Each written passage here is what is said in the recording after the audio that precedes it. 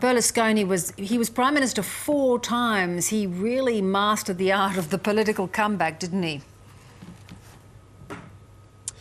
He certainly did, that's right, Bev. Every time that it looked like Silvio Berlusconi's career was over, he managed to bounce back. If we cast our minds back to 2013, he was convicted of tax fraud and banned from holding political office for 5 years. But even up until the day he died, he was still a force in Italian politics. In fact, his Forza Italia party was part of the coalition ruling Italy.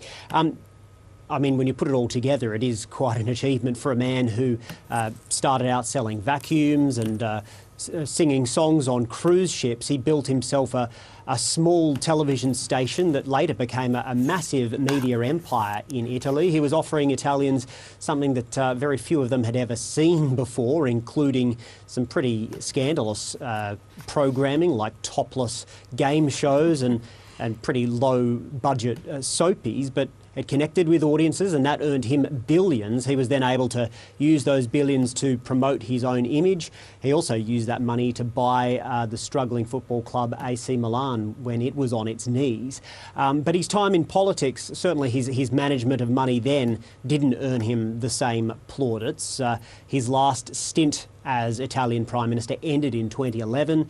That was when Italy was on the brink of a financial catastrophe.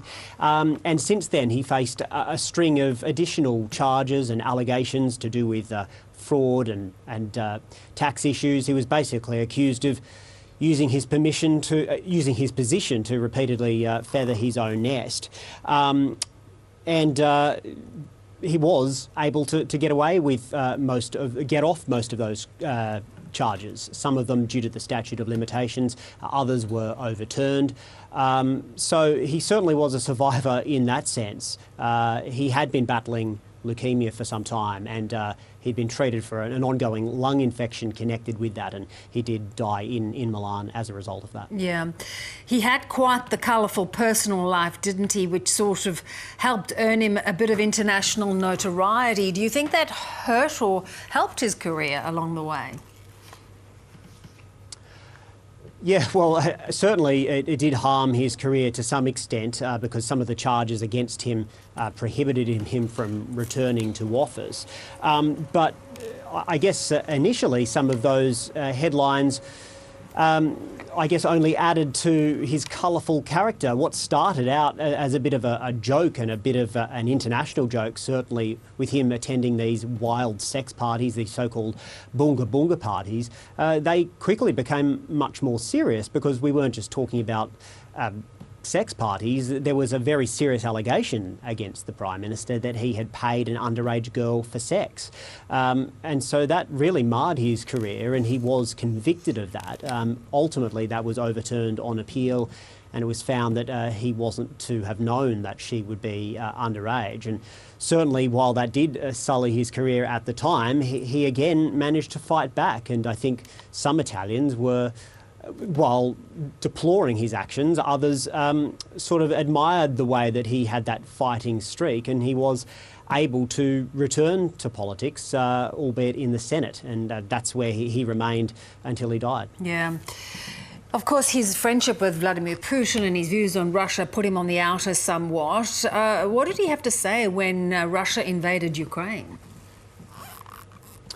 Well, he continued his defence of Vladimir Putin, despite the horrors that we've seen throughout Ukraine. He said that he believes Vladimir Putin was simply trying to install good people in Kyiv. And he did have a long friendship with Vladimir Putin. The two apparently exchanged letters, they exchanged gifts. There were bottles of vodka heading Mr. Berlusconi's way from the Kremlin, and so he didn't back down from his support of Vladimir Putin, and that certainly has, in more recent months, put him at odds with other Italian politicians, even on the right. Giorgia Meloni, the Prime Minister of Italy, has strongly condemned the actions of Vladimir Putin. But yeah, Mr. Berlusconi really never backed down from that, and the two did have what seems to be an enduring friendship.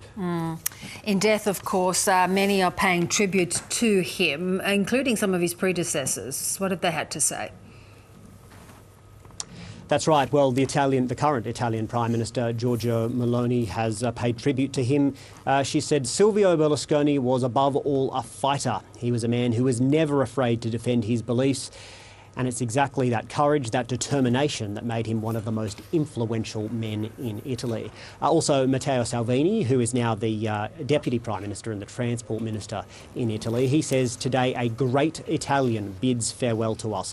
One of the greatest ever in all fields from all points of view, without equal. But above all today, I have lost a dear friend.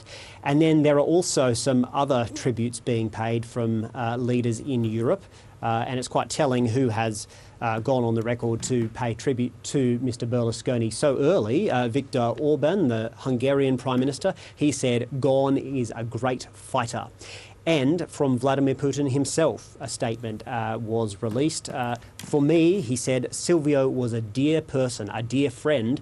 I've always sincerely admired his wisdom, his ability to make balanced, far-sighted decisions, even in the most difficult circumstances. So some tributes from Vladimir Putin. Not too many people would be delighted to have the Russian president paying tribute to them in death, but it does seem that Silvio Berlusconi was one of them.